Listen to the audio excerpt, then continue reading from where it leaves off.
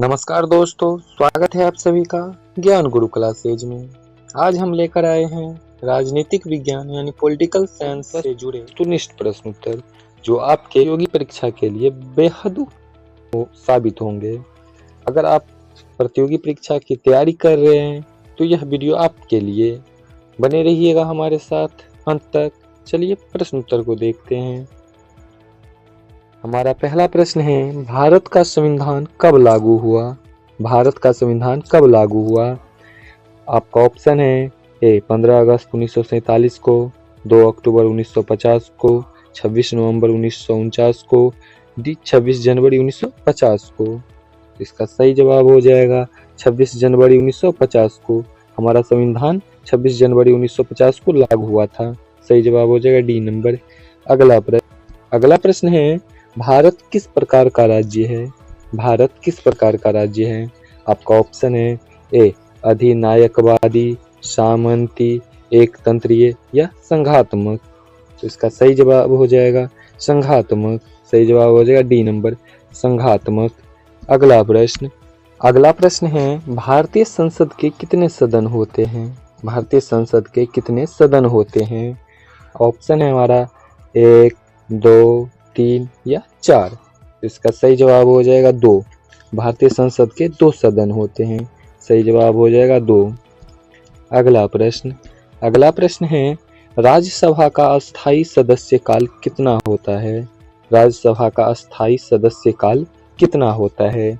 आपका ऑप्शन है ए 4 वर्ष, 6 वर्ष, 5 वर्ष या डी 3 वर्ष। इसका सही जवाब हो जाएगा 6 वर्ष। सही जवाब हो जाएगा 6 वर्ष। अगला प्रश्न है, संविधान सभा के अध्यक्ष कौन थे? संविधान सभा के अध्यक्ष कौन थे? तो संविधान सभा के अध्यक्ष थे डॉक्टर राजेंद्र प्रसाद। सही जवाब हो जाएगा सी नंबर, डॉक्टर राजेंद्र प्रसाद। अगला प्रश्न है, भारत के पहले राष्ट्रपति कौन थे? भारत के पहले राष्ट्रपति कौन थे? तो भारत के पहले राष्ट्रपति थे डॉक्टर राजेंद्र प्रसाद। सही जवाब हो जाएगा B number, doctor Rajendra Prasad. अगला प्रश्न है, भारतीय संविधान की प्रस्तावना में कौन सा शब्द नहीं है? भारतीय संविधान की प्रस्तावना में कौन सा शब्द नहीं है? आपका ऑप्शन है ए धर्मनिरपेक्ष, बी समाजवादी, सी संप्रभु, डी साम्यवादी। इसका सही जवाब हो जाएगा साम्यवादी। भारतीय संविधान की प्रस्तावना में साम्यवादी शब्द नहीं है। सही जवाब हो जाएगा डी नंबर। अगला प्रश्न है, भारत के संविधान में कुल कितने अनुच्छेद हैं? 2024 तक भारत के संविधान में कुल कितने अनुच्छेद हैं? आपका ऑप्शन है ए 395, बी 448, सी 460 या डी 470। इसका सही जवाब हो जाएगा 448। सही जवाब हो जाएगा 448। अगला प्रश्न है, भारत में राष्ट्रपति का कार्यकाल कितने वर्षों का होता है? भारत में राष्ट्रपति का कार्यकाल कितने वर्षों का होता है? तो भारत में राष्ट्रपति का कार्यकाल होता है 5 वर्षों का। सही जवाब हो जाएगा 5 वर्ष। सही जवाब हो जाएगा बी नंबर, 5 वर्ष। अगला प्रश्न है, प्रधानमंत्री की नियुक्ति कौन करता है? प्रधानमंत्री की नियुक्ति कौन करता है? आपका ऑप्शन है ए राष्ट्रपति, बी लोकसभा, सी राज्यसभा या डी जनता। इसका सही जवाब हो जाएगा राष्ट्रपति। प्रधानमंत्री की नियुक्ति करता है राष्ट्रपति। सही जवाब हो जाएगा ए नंबर। अगला प्रश्न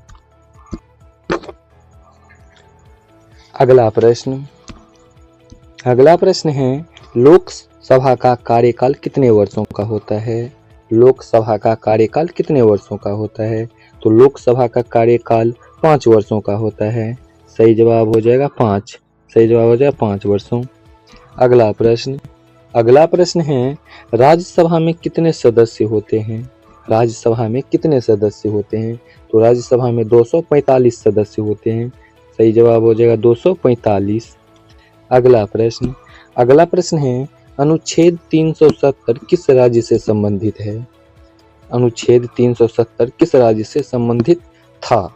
आपका ऑप्शन है ए पंजाब, बी गुजरात, सी जम्मू कश्मीर या डी मणिपुर। इसका सही जवाब हो जाएगा जम्मू कश्मीर। अनुच्छेद 370 जम्मू कश्मीर से संबंधित था। सही जवाब हो जाएगा सी नंबर। अगला प्रश्न है संविधान का अनुच्छेद 32 किससे संबंधित है?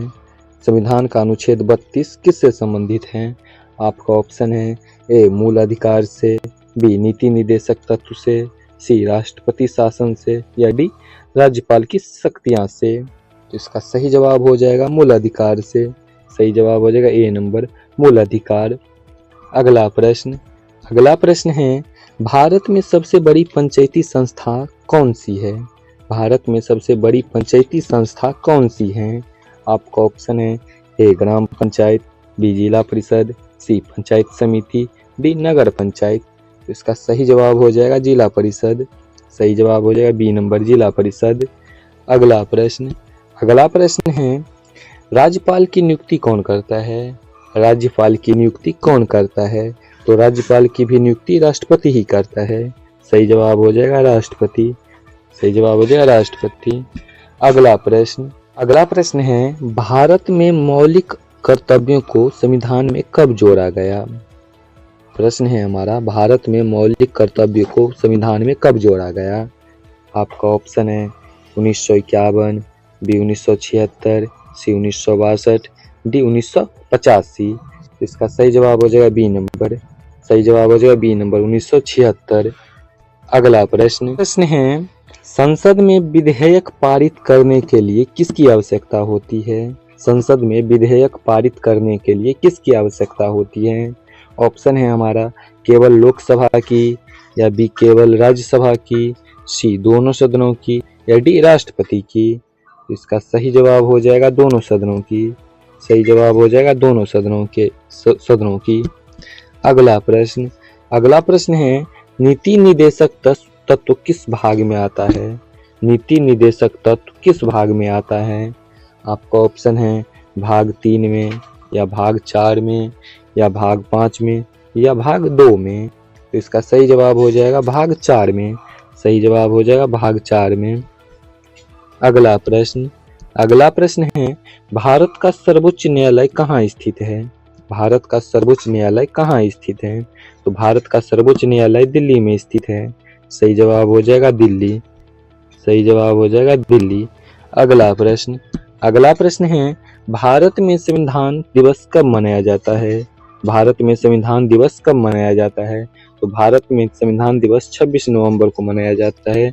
सही जवाब हो जाएगा सी नंबर। अगला प्रश्न है संविधान में कुल कितनी अनुसूचियां हैं? संविधान में कुल कितनी अनुसूचियां हैं? तो संविधान में 12 अनुसूचियां हैं। सही जवाब हो जाएगा 12। अगला प्रश्न है भारत में पहला आम चुनाव कब हुआ था? भारत में पहला आम चुनाव कब हुआ था?